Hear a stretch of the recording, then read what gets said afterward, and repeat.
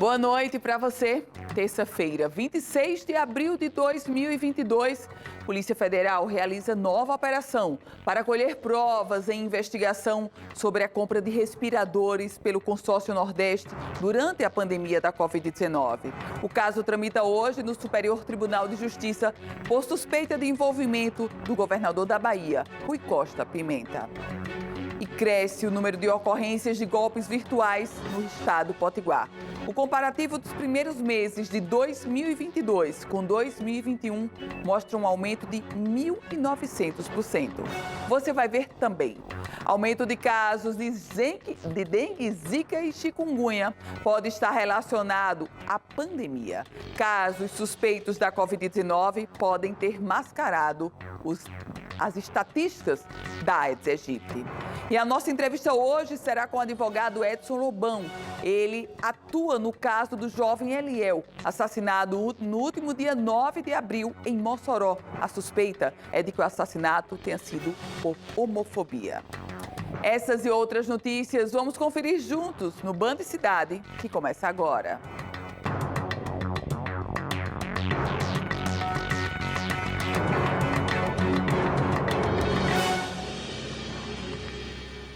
A compra de respiradores pelo Consórcio Nordeste no início da pandemia da Covid-19 teve um novo capítulo nesta terça-feira.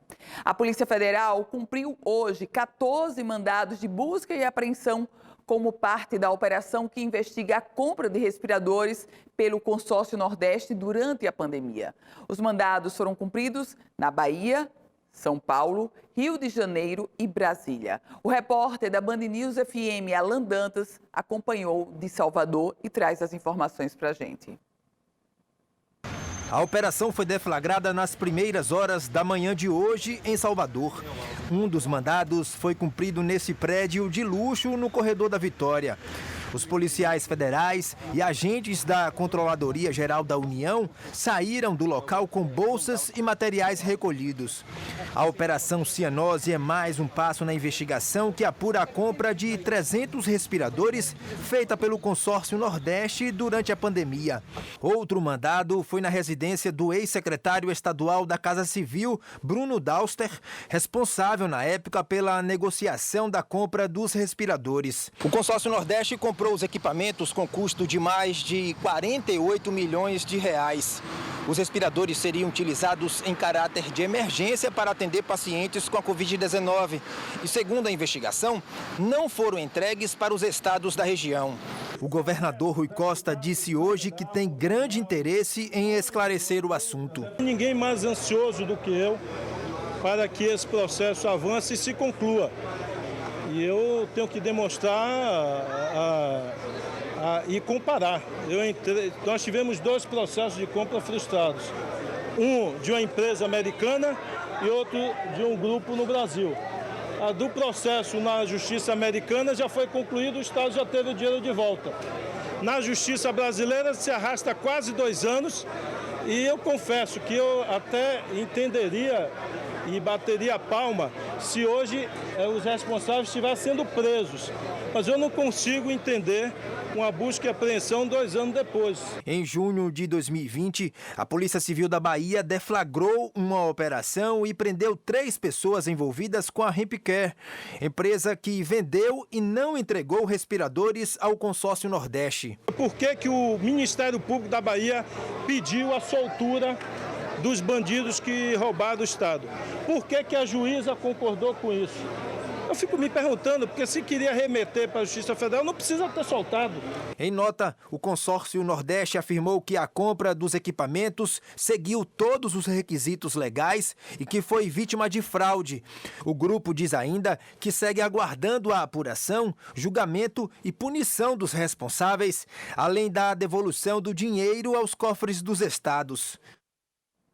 Há um fato concreto e disso ninguém duvida, ninguém questiona. O fato concreto é que houve um crime, foi lesado o patrimônio público quase 50 milhões de reais. No caso específico do Rio Grande do Norte, 5 milhões de reais saíram dos cofres públicos para a compra de respiradores que nunca apareceram. O fato é esse. Agora, o que é preciso, e a população também cobra uma investigação mais célere, é quem foram os responsáveis. Obviamente que um tipo de crime como esse não vem apenas com a participação e o protagonismo de empresas. A suspeita é essa de outras pessoas envolvidas. E as buscas e apreensões, necessariamente, elas precisam desnudar esse universo para esclarecer definitivamente que os inocentes assim sejam postos, que os culpados na cadeia, naturalmente. E de acordo com dados da Polícia Civil aqui do Rio Grande do Norte, os golpes virtuais no estado aumentaram 1.900% no comparativo entre os primeiros meses do ano de 2021 e o mesmo período agora de 2022. De janeiro até o último dia 8 deste mês, foram registradas 100 ocorrências. Por isso, as autoridades têm chamado a atenção para que os usuários fiquem muito atentos. Com cada vez mais pessoas usando as redes sociais, aparelhos eletrônicos e a própria internet, maior é a possibilidade de se cair em um golpe virtual. Foi o que aconteceu com a jornalista e apresentadora aqui da Band RN, Juliana Selle. Já no começo desse ano, ela precisou contratar um serviço de buffet e fez um contato inicial com a suposta empresa, através das redes. Mas o que ela não esperava é que já estava teclando com um golpista. Eu tive a ideia, de fazer um evento para mulheres, com 50 mulheres, e aí eu me lembrei que tinha um amigo que tinha um restaurante, e eu disse, vou ligar para ele, para ver se ele faz um desconto para mim e tal. E liguei para ele, entrei em contato com o telefone que eu já tinha salvo no meu telefone, e entrei em contato, fiz aquela pesquisa normal, quanto é que tá o buffet e tal. E o que eu achei mais doido desse golpe é porque não foi ele que me procurou. Geralmente os golpes são as pessoas que procuram. Fui eu que procurei ele. E aí a gente fechou o evento. E ele disse, você tem que dar 50%. Lá fui eu, transferi na hora no Pix 50% do evento, que era o equivalente a R$2.000. E assim como a história da Juliana Selle, muitas outras pessoas têm caído em golpes virtuais aqui no estado. É o que mostra um levantamento feito pela Coordenadoria de Informações Estatísticas e Análises Criminais da Polícia Civil. De acordo com os dados, de janeiro até o último dia 8 desse mês, foram registrados 100 crimes virtuais, enquanto que no mesmo período do ano passado foram apenas 5 ocorrências, um aumento de 1.900% no comparativo. Houve realmente um aumento dos crimes virtuais em comparação com o primeiro trimestre de 2021, em virtude da facilidade que a delegacia virtual proporcionou aos circunscricionados. Então, muitos boletins de ocorrência que não eram feitos através da presença na delegacia acabaram sendo feitos por meio virtual, pela delegacia virtual. E a gente notou que durante a pandemia, realmente, a criminalidade mais violenta, ostensiva, ela diminuiu, enquanto que essa criminalidade aumentou, a criminalidade através da internet. Ainda segundo a delegada, alguns golpes são mais utilizados pelos criminosos e envolvem desde a clonagem de anúncios de sites de vendas até o roubo das agendas telefônicas de usuários, o que possibilita o envio de links através do WhatsApp para golpes nas redes sociais. Na maioria dos casos, os criminosos já são conhecidos e é de conhecimento da própria polícia a existência de uma rede que dispara continuamente os golpes via internet. Normalmente são criminosos que estão já custodiados, já estão dentro de cadeia, que ficam o dia inteiro fazendo isso, utilizam contas de terceiros, normalmente não são pessoas aqui do estado do Rio Grande do Norte, mas a gente inicia a investigação assim que a gente toma conhecimento. E diante da fragilidade dos meios virtuais, as recomendações dos especialistas e de quem já passou por momentos complicados são praticamente as mesmas. Minha mãe, no ano passado, tinha caído num golpe também, perdeu R$20 mil. Então, agora a gente, na família, decidiu o seguinte: a gente só transfere qualquer valor. Se eu falar com a pessoa, e ouvir a voz e vi que o Pix é no nome da pessoa. Pronto. Eu acho que é isso que você tem que saber. Só transfira qualquer valor se você conhecer o dono, nomezinho lá que está no Pix, né? E se você falar com a pessoa, e não é só voz não, tá, gente? Porque voz, às vezes, você no aperreio, você acha que escutou uma voz igual, e não é. Tomar cuidado com pedidos de dinheiro pela internet, seja quem for, filho, mãe, sempre ligue ou vá conversar pessoalmente para ver se realmente essa pessoa está lhe pedindo dinheiro emprestado. Segundo dados da Secretaria Estadual de Saúde, os registros de arboviroses em todo o Rio Grande do Norte vêm crescendo nos últimos meses. Só com relação à dengue, o aumento no número de casos foi de 800%, isso até o dia 9 de abril. A Secretaria Estadual de Saúde traz também a diferença das grandes notificações, que ela pode estar, inclusive, relacionada à pandemia da Covid-19. É isso que está em estudo agora. Sobre o aumento nos casos das arboviroses aqui no estado, a Secretaria Estadual de Saúde já tem uma comprovação. A pandemia influenciou diretamente nos registros feitos em todas as regiões de saúde e a tendência é de aumento nos próximos meses. Exatamente por causa da situação pandêmica, as pessoas que estavam com sintomas virais não procuravam as unidades de saúde para que tivessem um diagnóstico com relação às arboviroses e pudessem ser notificadas nos sistemas de informação. Aquelas que procuravam as unidades com sintomas virais acabavam sendo testadas para a Covid e, infelizmente, a rede de atenção, quando o teste dava negativo, não conseguia fazer uma análise ou um diagnóstico diferenciado para, inclusive, as arboviroses, o que diminuiu o número de notificação. De acordo com os dados mais atuais da CESAP, os casos de dengue, chikungunya e zika vêm aumentando continuamente. Até o último dia 9 desse mês, houve um crescimento dos casos de dengue de 818%. Para a zika, o aumento foi de 723%. E para a chikungunya, o número de casos subiu 162%. Por isso, diante das constantes chuvas das últimas semanas, é preciso cuidado para tentar ao máximo evitar o contágio de doenças. E nesse ano de 2022, nós esperamos que esse número ele realmente seja um número bastante significativo e expressivo. Porém, a gente conta com toda a população para que todos sejamos vigilantes no combate ao mosquito. No próximo bloco, vamos falar sobre eleições. PT e PCdoB em conflito, em rota de colisão para o processo eleitoral deste ano no Rio Grande do Norte. Em um minuto. De volta com o Band Cidade, chegou a hora de sabermos o que é notícia do dia no Congresso Nacional. Quem chega por aqui é Napoleão de Castro. Boa noite para você. Cumprimentar a você, telespectador do Band Cidade, a equipe Band voltando de Brasília nesta terça-feira, atualizando o nosso telespectador com os temas mais importantes de hoje na capital federal. Brasília que teve na manhã desta terça-feira a abertura de mais uma marcha dos prefeitos à capital federal. O evento que se realiza no Centro de Convenções Internacional de Brasília contou na abertura com a presença do presidente Jair Bolsonaro, do presidente do Congresso Nacional Rodrigo Pacheco, do presidente da Câmara Arthur Lira, além de várias autoridades e os presidentes das federações em nível do estado, das associações de municípios, como o caso da nossa aí do estado, do nosso estado. E dizer a você que nós tivemos uma entrevista exclusiva com o presidente da Confederação de Municípios do país, Paulo Zilkowski. Ele falou para a gente do Band Cidade, inclusive dos avanços da pauta municipalista aqui em nível de Congresso Nacional. Esse ano nós já avançamos muito na nossa pauta, tanto na Câmara quanto no Senado. Conseguimos concluir a nova lei de licitações, ainda no final do ano passado, que é um assunto fundamental para o Brasil voltar a andar com mais celeridade, desburocratizar bastante, que é a nova lei. Conseguimos concluir a votação da PEC, que criou mais 1% no Fundo de Participação dos Municípios, que representa aí 6 bilhões a partir do ano de 2024.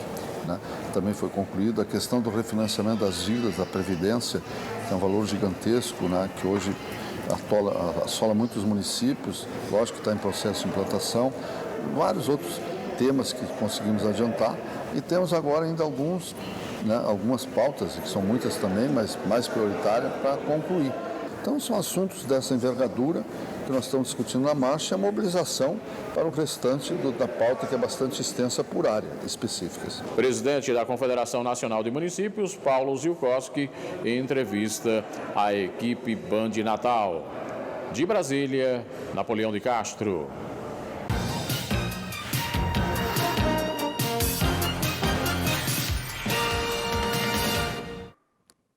O Partido Comunista do Brasil, no Rio Grande do Norte, aprovou uma resolução em reunião da Comissão Política Estadual e expõe a insatisfação e crítica em relação ao Partido dos Trabalhadores, que, além de não manter o vice-governador Antenor Roberto como companheiro de chapa na tentativa de reeleição da governadora Fátima Bezerra, ainda sinaliza que pode alijar Antenor Roberto até mesmo da primeira suplência de senador, um espaço pleiteado pelo partido como uma espécie de compensação. O candidato ao Senado da chapa de Fátima Bezerra será, ao que tudo indica, o ex-prefeito de Natal, Carlos Eduardo Alves, que poderá ter como primeiro suplente o atual senador Jean Paul Prats.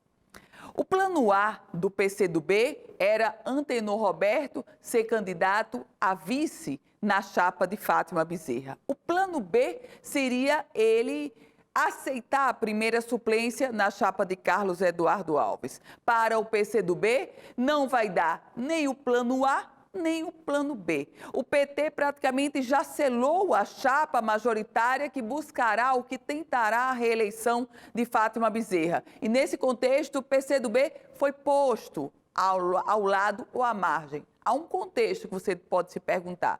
Qual a implicação, qual o efeito, qual o reflexo dessa crítica e dessa insatisfação, agora pública, do PCdoB? O efeito na prática é zero.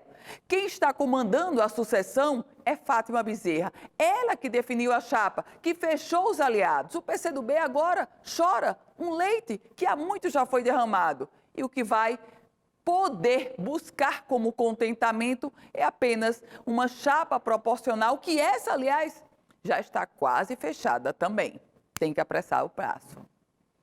Recado especial para você. Saia do aluguel. Compre a sua casa agora. Sim, agora mesmo. Venha viver do Esporte Clube, o mais completo bairro planejado da região metropolitana de Natal. Casas com 2 ou 3 quartos, com uma suíte. Parcelas menores que o aluguel. More perto de tudo que você precisa e com a melhor infraestrutura local. Você já imaginou morar em uma casa pronta e com energia solar? E mais, terminal rodoviário, área de lazer, segurança 24 horas, supermercado. Torne o seu sonho realidade. Agende agora mesmo a sua visita pelo WhatsApp ou ligue para o 3015 7888. Repito para você, 3015 7888. E mais, os usuários do sistema de transportes públicos de Extremóis, em especial os moradores do Residencial Esporte Clube, já podem adquirir o cartão eletrônico do Bemcard personalizado com a marca do mais completo bairro planejado da região metropolitana, o Esporte Clube.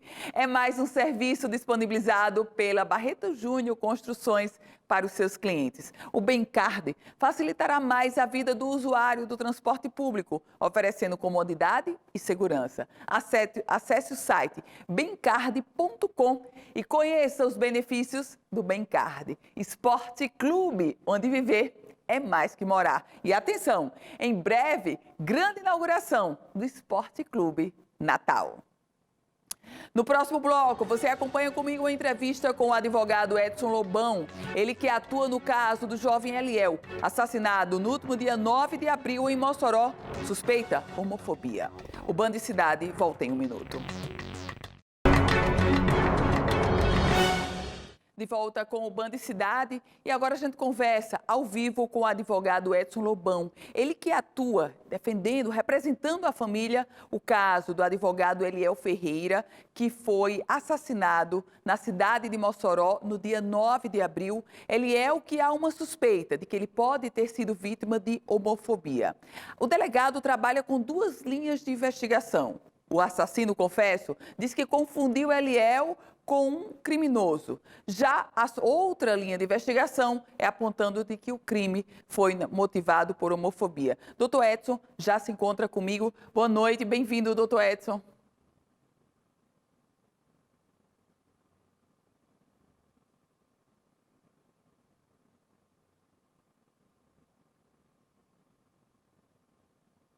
Doutor Edson, a gente não está conseguindo ouvir o senhor, acho que o microfone do senhor, a gente vai tentar refazer o contato, doutor Edson Lobão, que se encontra na cidade de Mossoró. Agora sim, doutor Edson, mais uma vez você receba as nossas boas-vindas. Boa noite. Boa noite, Ana Ruth, e a todos os telespectadores da TV Band Rio Grande do Norte. Doutor Edson, o senhor, como um advogado que está acompanhando esse caso do assassinato de Eliel, como a família, como o senhor receberam as informações da prisão do assassino confesso e a informação de que ele traz de que, na verdade, o jovem Eliel, advogado, inclusive, que atuava como advogado, ele foi confundido com um bandido? Primeiramente, a família e nós, advogados, nossa banca de advogados que está acompanhando esse caso desde o início, defendendo a família, defendendo a vítima, ficamos felizes com a prisão, né? Mas, contudo, não concordamos, em hipótese nenhuma, com a narrativa que o acusado, o principal acusado, o Júlio Preto, né, falou à autoridade policial.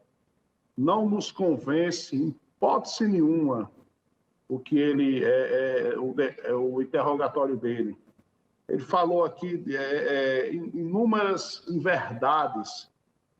Uma delas foi que o Eliel, num determinado momento, veio para cima dele. Isso é uma mentira, né?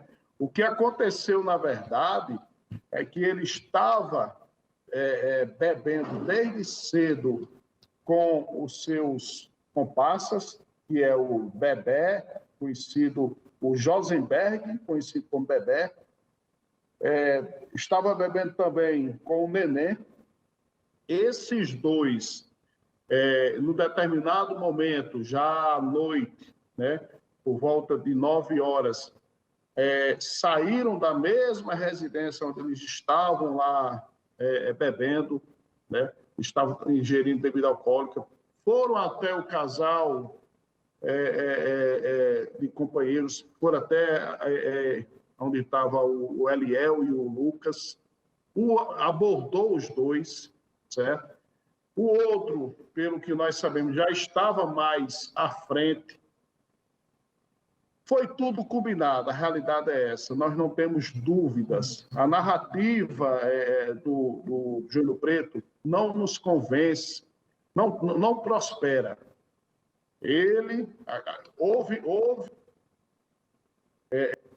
Antes do acontecido, houve uma trama ali naquela bebedeira, a verdade é essa. Houve uma trama naquela bebedeira, num determinado momento daquele dia, ceifar a vida não só do Eliel, como também do Lucas, porque os dois primeiros disparos foram em direção ao apartamento do Lucas. Essa é a realidade. Então, existe uma tentativa de homicídio qualificada. Pois não, doutor Edson, qual o caminho agora, ou seja, qual o próximo passo? O processo agora vai entrar em que estágio essa investigação? Com a prisão do assassino? Acredito que ainda deve ter algumas diligências por parte do delegado.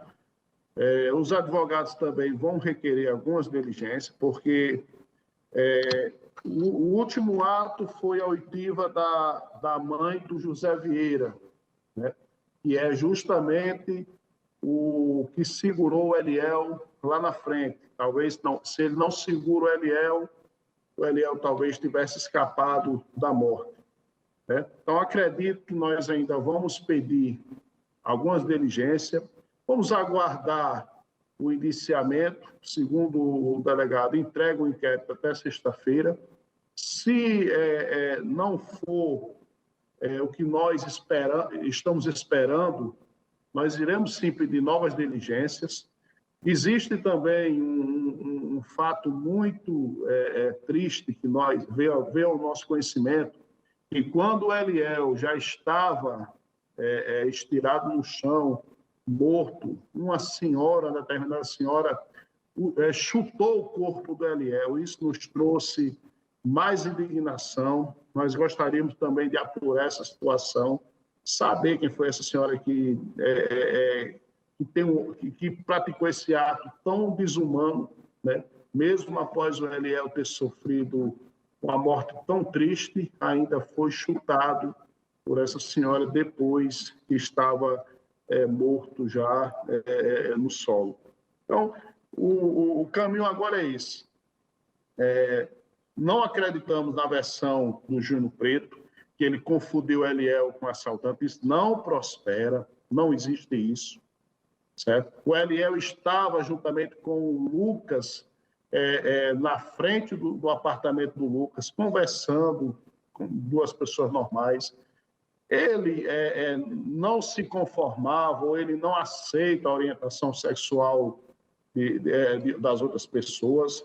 Ele já teve outro problema na mesma rua com outro homossexual. Então, ele não aceita. Ele é aquele tipo de pessoa que não aceita a orientação sexual de outras pessoas. Então, ele tramou isso aí juntamente com os seus comparsas para ceifar a vida dos dois. Doutor Edson Lobão, advogado que atua nesse caso do Eliel. Doutor Edson, agradeço a participação do senhor aqui ao vivo no Band Cidade, o senhor que fala comigo direto da cidade de Mossoró. Obrigada e uma ótima noite, doutor Edson. A senhora também.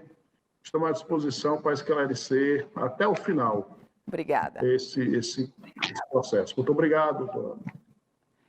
Nosso Band Cidade de hoje vai ficando por aqui. A você uma ótima noite. Fique com o Jornal da Band. E amanhã às 18h50 estaremos juntos aqui na tela da Band. Até lá.